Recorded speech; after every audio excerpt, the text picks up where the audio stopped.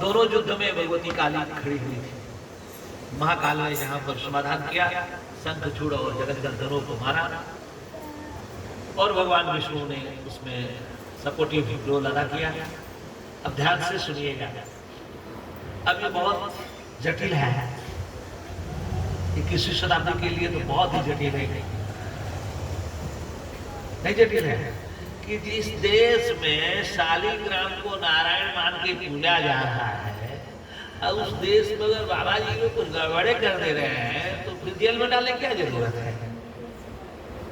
आलोचक कहेगा कि नहीं कहेगा? जब यही सब लिखा पड़ी है और इसी को तुम पूज रहे हो, अगर जेल में डालना है तो शालिग्राम का पूजन मत करो। नहीं बहना, सुनने में क्या था?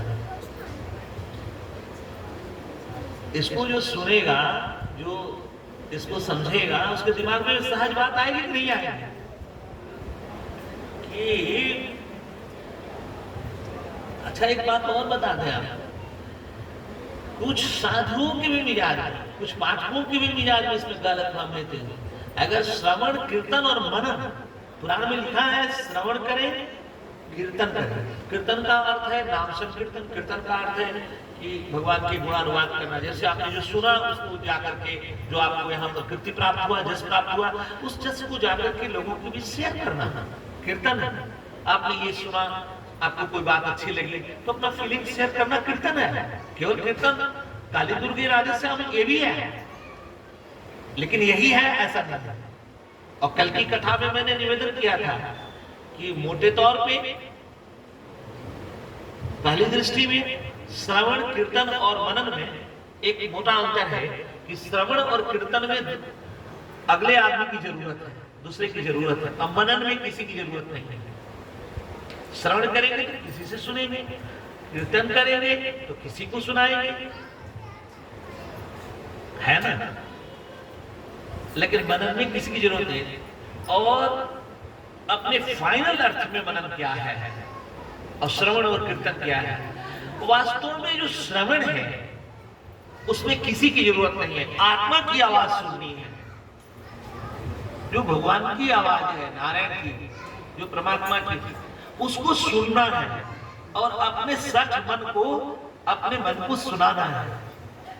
तो जिस श्रवण में और कीर्तन में भी बाहर से किसी की जरूरत न रह जाए, स्वयं को सुने और स्वयं को सुनाए।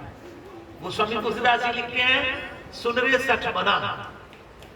तो जो भगवान से हमने सुना और वो अपने सठ मन को, दोषी मन को हमने सुनाया, स्वयं को कन्विंस करने की दिशा में उसको सुनाया, तब वो मनन है। तभी मन का हनन होगा। मनन का अर्थ है मन का हनन होगा। मन जो है काम का जनक है।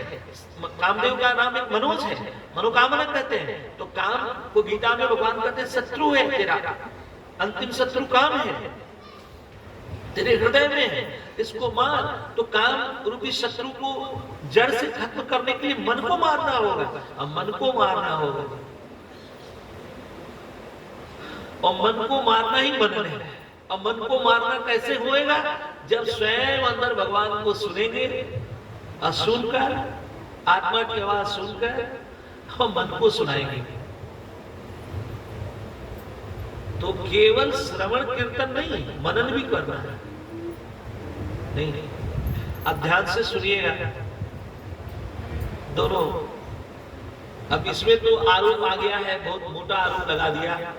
क्रिटिक की तरफ से मैंने पूर्व पक्ष रख दिया कि शालिग्राम भगवान ने, अब कहने वाले कह देंगे वो बलात्कार किया, भगवान का बलात्कार मान लिया गया।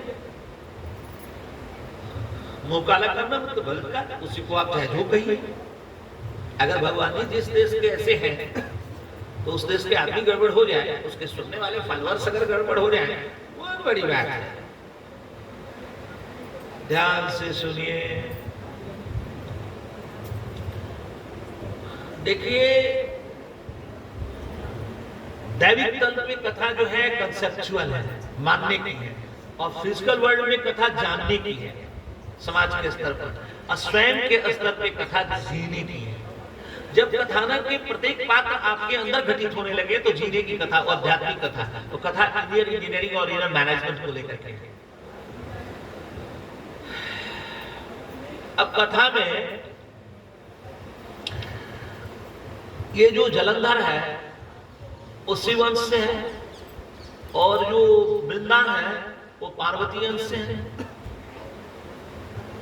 अल्टीमेटली जलंधर तो शिव ही है ना,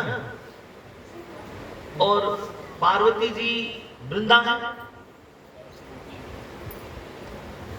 पहले तो हम आपको जरा सोशल इंजीनियरिंग के लिए करते हैं, फिर हम इनर इंजीनियरिंग के लिए करें, क्योंकि आप कहेंगे कि डेली आप इनर इंजीनियरिंग के सोशल इंजीनियरिंग के लिए नहीं कर रहे। अच्छा, मतलब ये समाज में शेयर करने लायक नहीं है। सोशल इंजीनियरिंग के लिए भी जरा सोचें। सोशल इंजीनियरिंग के लिए अर्थ ये है कि मंदिर, मस्जिद, गुरुद्वारा, गिरजाघर के अंदर कोई बदमाश, कोई आतंकवादी ठहरा हुआ है और ये सरकार को पता चल जाता है तो उस पर गोली चलाई जाती है। मंदिर पर, मस्जिद पर गोलियां चलती है, गोली चलाने का आदेश हो गया, उसको ध्वस्त कराया गया। तो मंदिर को ध्वस्त कराया जा रहा है क्या? हाँ, आतंकवादी को चूंकि आपने परिश्रम दे रखा है, आप चरित्रवान हैं, आप पतिव्रता हैं, ये ठीक है, लेकिन आप किसी चरित्रहीन आदमी को सुरक्षा प्रदान कर रही हैं, ये ठीक नहीं है। बात समझने में क्या करूं? आप साधु बाबा हैं, ठीक है, लेकिन किसी आतंकवादी को आप मंदिर में आश्रय दे देंगे तो फिर तो मंदिर चेक हो जाएगा। कहने में तो आएगा कि मंदिर पर गोली चली, गुरुद्वारे पर गोली चला, लेकिन आतंकवादी ठहरा हुआ है। तो आप चरित्रवान हो, पवित्र हो, ठीक है, लेकिन आप अपनी पवित्रता से, अपने चरित्र की ऊंचाई से आप किसी गंदे आदमी को, चरित्रहीन आदमी को सुरक्षा दे रहे हैं, तो ये ठीक नहीं है। ये जो श्री राम और श्री कृष्ण है, नारायण है, ये गवर्नमेंट ऑफ गवर्नमेंट है, ये ऑपरेशन अथॉरिटी है। जी में जी फॉर गॉड, जो जी गॉड होता है, तो G for generator, O for operator, D for destroyer. Generator Brahma, operator Vishnu और डिस्ट्रॉयर शिव, रुद्र। तो ऑपरेशन में जो पालन करता है उसके लिए भारी प्रॉब्लम है। ये पैदा करने वाले के लिए समस्या नहीं है, संहार करने वाले के लिए समस्या नहीं है, ऑपरेटर की भारी समस्या है। ये विष्णु तत्व के लिए ये भारी समस्या है, ये नारायण के लिए, रामकृष्ण के लिए बहुत बड़ी समस्या है कि आप ऑपरेशन में दिक्कत क्या आ रही है कि जिसको मारना है उसको अच्छे लोग पनाह दिए हुए हैं। तो गवर्नमेंट अपने ओन रिस्क पर, भाई अब डिफेम होना है, कोई बात नहीं है, गोली चलाई जाएगी, वार्निंग दिया जाएगा, गोली चलेगी, गोली चला, ठीक है। तो ये जो पातिव्रत्य का दीवार है, जिसमें हजारों लाखों देव कन्याओं का जो चरित्र हनन कर रहा है, इनके पातिव्रत्य से सुरक्षित है। इसलिए आप निर्दोष हो, पवित्र हो, लेकिन आपकी निर्दोषता, पवित्रता किसी गलत आदमी को सहारा दे रही है, इस पर भी आपको ध्यान रखना होगा। यह सोशल इंजीनियरिंग के लिए है, ठीक है, इस पर आपको ध्यान देना पड़ेगा। और उसमें उनकी समस्या है। और सबसे खास बात, भगवान की लड़ाई देखिए जरा, फीता काटना होता है, यशस्वी करना होता है तो अपने फॉलोअर को भेजते हैं। रावण को तिलक करना है, राजा बनाना है, विभीषण, रावण मारे गए, विभीषण जी को राजगद्दी देनी है, श्री सुग्रीव जी को राजगद्दी देनी, लक्ष्मण जी जाएंगे, मारेंगे, वो सारा वो काम करेंगे, लेकिन जस का काम अपने मानने वालों को देंगे और डिफेम होने का काम स्वयं लेंगे। भगवान चाहते तो किसी और से भी इनका पातिव्रत हनन करा सकते थे।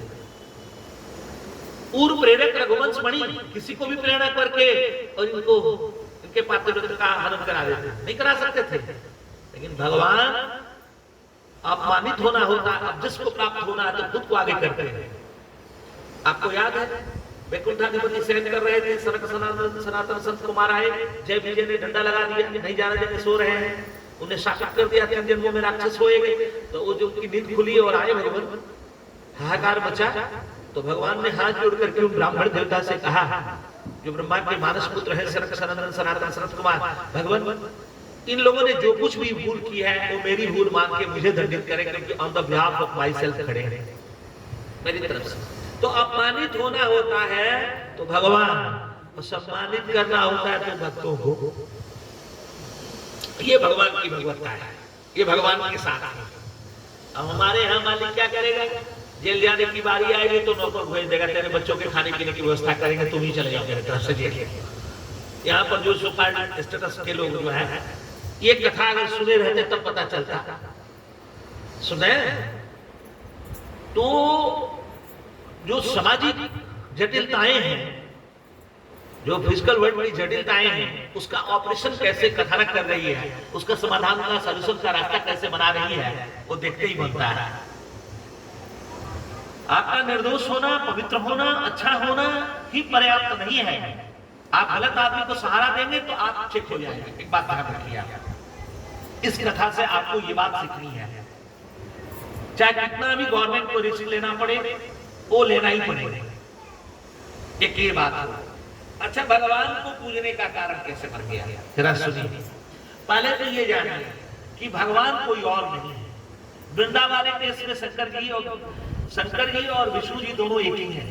एक है आत्मा और एक है परमात्मा। आत्मा है शिव और परमात्मा है। सब में अगर पवित्रता का दर्शन हो रहा है तो विष्णु, और स्वयं में केवल हो रहा है माइक्रो यूनिट में तो शिव, अब मैक्रो यूनिट सिस्टम में हो रहा है तो विष्णु। तो आत्मा परमात्मा दोनों एक ही है, शिव और विष्णु दोनों एक ही है। भगवान विष्णु कहते हैं जो मेरी पूजा करे, भगवान श्री शंकर जी की न करे उसकी पूजा मुझे नहीं प्राप्त होगी। और श्री शंकर जी तो कहते हैं जो मेरी पूजा करे, विष्णु भगवान की पूजा न करे वो नर्क जाता है। तो आत्मा परमात्मा दोनों एक ही है। तो जो वृंदा है और ये जो तुलसी है, ये दोनों भगवान की प्रकृति है। लेकिन ब्रह्मवश जीव क्या होता है वो समझ नहीं पाता है। अल्टीमेटली तो हम भगवान के हैं ना।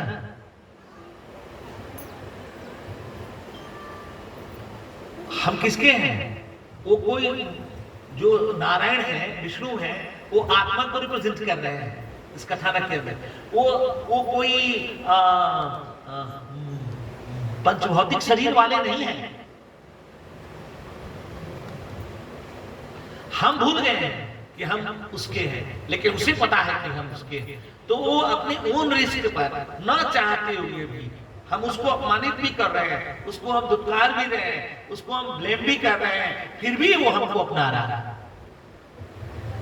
ये नारायण रूप, ये शालिग्राम का इतना महनीय रूप क्यों हुआ? शालिग्राम भगवान का वह रूप है जो साधक को, आराधक को, उपासक को, अपने मानने वालों को अपने ओम ऋषि पर डिफेम होकर भी अपनाने का कारण बनाता है। हम उनको इनकार रहे हैं, हम उनको ब्लेम कर रहे हैं, हम आपके नहीं हैं, लेकिन वो हमको अपनाने का कारण बना रहे हैं। हम बाद में इसका प्रायश्चित कर रहे हैं कि हमने भूले की, ठीक है, लेकिन आपको तो नहीं पता था। आपने जो कुछ किया उनको तो पता था, अब आप ऐसा व्यवहार भी कर रहे थे उनके खिलाफ, फिर भी उनने अपनाया। तो भगवान चाहेंगे तो हम अपनाए लेंगे। एक बार जब हम भगवान से दूर हो जाते हैं ना, तो भगवान अपनाने भी लगेंगे, तब भी हम उनको अपना नहीं मान पाते हैं। और ये जो शालिग्राम स्वरूप है परमात्मा का, ये हमको अपनाने में स्वयं को दंडित कराकर, अपमानित कराकर आगे बढ़कर हमको अपनाया है इस रूप से। इसलिए हमारे लिए अत्यंत पूजनीय है, इसलिए हमारे लिए अत्यंत प्रणाम करने योग्य, सिर झुकाने योग्य है। ये उनके अत्यंत अहेतु की कृपा का, कोई कृपा का कारण नहीं था। आप नहीं मान रहे हैं तो नहीं मानना चाहिए था। अब अहद की कृपा का अर्थ है not logical, not illogical, but alogical. तो एलॉजिकल स्टेप है भगवान का हमको अपनाने का।